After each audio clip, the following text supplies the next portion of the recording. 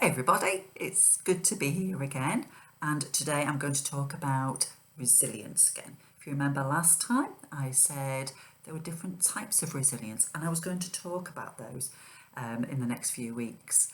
Well, this type is called physical resilience. It's how well our bodies can cope with the difficult things that life can throw at us or changes that can happen, and how if we stay physically healthy, it can help us keep mentally healthy as well. Okay, so let's see what we have to talk about today. I've got a few different things. Now then, so now do you notice that if you're not very well physically, then you really just can't cope with things quite as well. So has anybody had a stinking cold already this autumn? Or a sore throat or something like that? And oh, don't you just feel pants, honestly? And then, so if you're feeling a bit rubbish, you think, oh, it's only a cold, I better carry on going to school. And then you get a difficult maths problem or something like that, and you just think, oh, my brain's a fog, I can't even do this. So, us being physically unwell can really affect how we cope with things during the day, can't it? Or we might be a bit irritable or maybe a bit weepy as well. It wouldn't take much to set us off and have a bit of a or have a bit of a okay. So now what I'm going to talk about is three different things. And this is the point where you will roll your eyes at me because you will have probably heard it all before. And I'm sorry, but it's all true and it's it's so important. So three things that will keep you physically healthy, or at least make a good contribution to it. Number one, getting a good night's sleep. Number two, exercise. And number three, healthy, balanced diet. Oh, I know. You can roll your eyes now. It's fine. I get it. But it's so true, and it's proven again and again, and there's so many other knock-on effects too. So let's start with the first thing, getting a good night's sleep. Now, I don't know if any of you got younger brothers or sisters, and you remember those times when they were a tiny baby and your parents were like this when that baby was getting you up in the night, getting your parents up in the night, and they might have been a bit grumpy and a bit impatient sometimes because they didn't have enough sleep. That time passes, but at the time it's really quite tricky. And when you've not had that sleep, when you suddenly do have a good night's sleep, you feel like you can just take on the world. Okay, so that is one thing. Now there's lots of different ways that you can help yourself have a really good night's sleep. So let me think. So one thing is making sure you have a good wind down time. So it might be having a bath, it might be maybe just reading a story, listening to some nice relaxing music.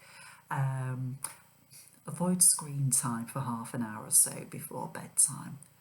And I know that if I've had a late meeting on a night and then I go straight to bed, I can't get to sleep. My head's buzzing, full of ideas, and I've not had my wind down time. You need wind down time.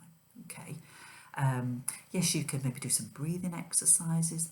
There's lots of special music, or there's apps that you can listen to which give you really lovely relaxing music as well. Try those if you're struggling to get to sleep. There's lots of different options out there. It's important to get a good night's sleep. Okay, so the next thing is exercise. Now, some of you might love it, some of you might hate exercise, but I would keep saying, I mean, you've got your P lessons, things like that, but as you get older, you get to try out lots of different things, and that's great because I think the key is to keeping this going throughout your life is find the thing you love. Now, 8 years ago, I think it was about 8 years ago, I discovered Zumba. I love it. It is just, it doesn't feel like exercise to me. It's dancing, it's some really like Strictly Come Dancing type music, really upbeat, it's a bit salsa-y. I love it.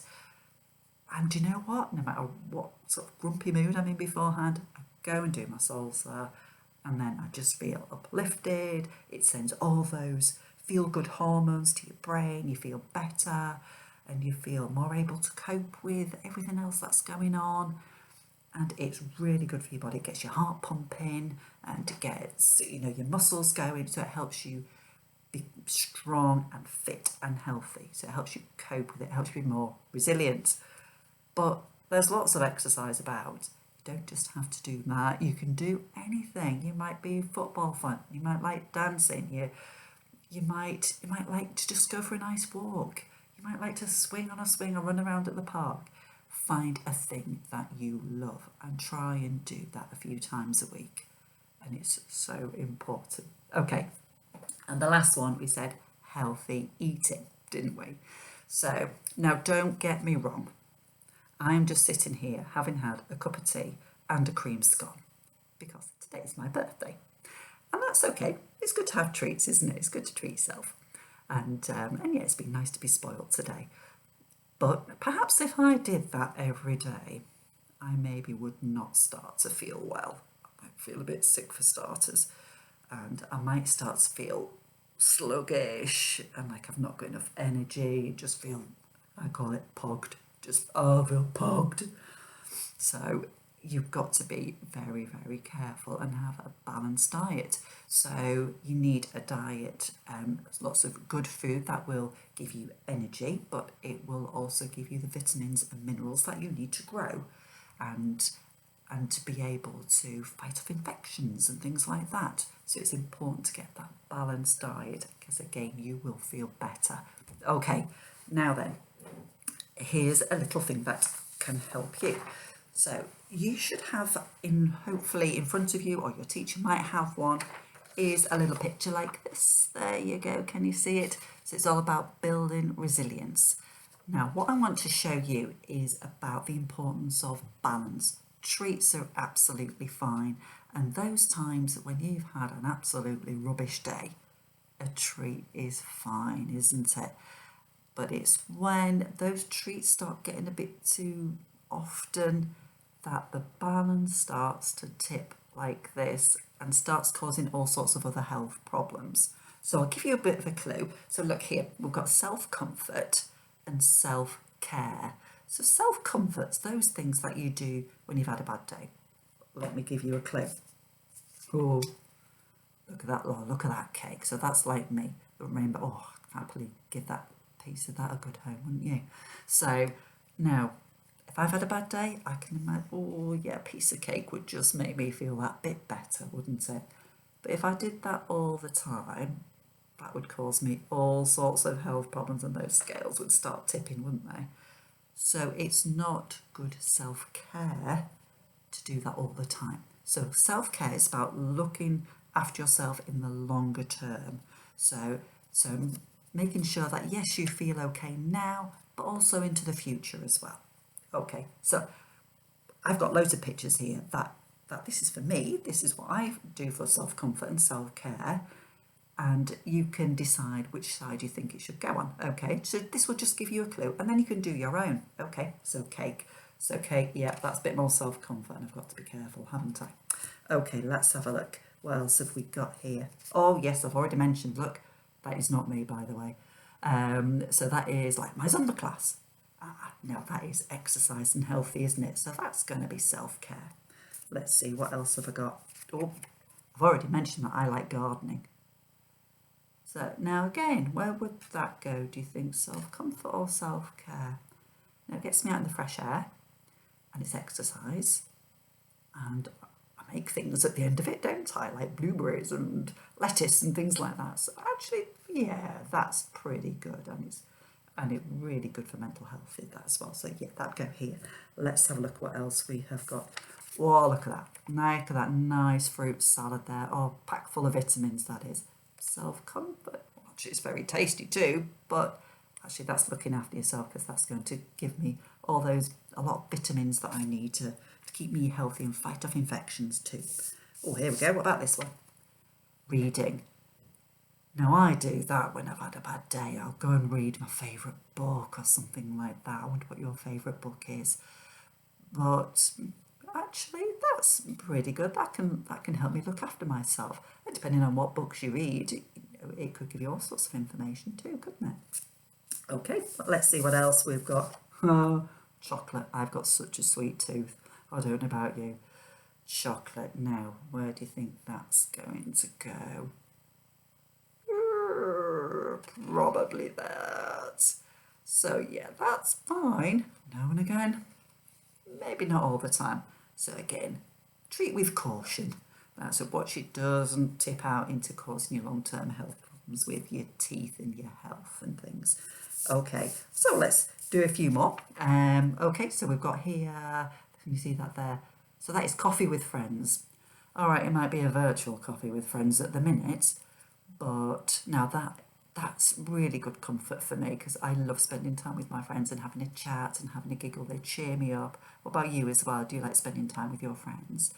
But actually, that's self-care for me because they help me talk through problems I might have. They just lift my mood because they're fun and they're friendly and they're kind and they just help me feel loved and cared for. So, do you know what? That's self-care, isn't it? Spending time with friends. And it's the same with family as well.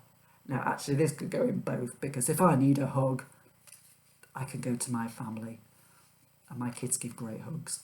So that's a bit of comfort. That might just see me through the day. And I feel a whole lot better. If I've had a rough day, I have a hug. But also spending time with my family just really makes me feel good and happy and it helps us all feel closer together. So that's really good. So we've got all sorts of things here. I will just mention this one perhaps. So this is Facebook. But you can think whatever screen time you might do. So it might be your Xbox, it might be your phone, whatever it is. So again, you might come out, had a rough day. Oh, I'm going to go on my Xbox. Or I might just have a quick look through Facebook. Oh, right, okay, well, that's okay. That's fine. And it's, it really absorbs you. So it takes your mind off your problems, doesn't it? But again, be careful. It doesn't tip over into spending too much time in it. And then your school studies start to suffer or your work starts to suffer. It's about balance, isn't it? Okay, now I've got loads of things here, lots of different interests, bubble baths and pizza and things like that we could have a think about. But I think it's time for you to have a look now and get on with what you would do. Maybe you can write or you can draw some pictures of the different things that you would do. Self-comfort when you just need to get through that day, and self-care, what you do to help yourself long term. Okay, hope you get on with that okay, and you take care of yourselves. Okay, bye bye.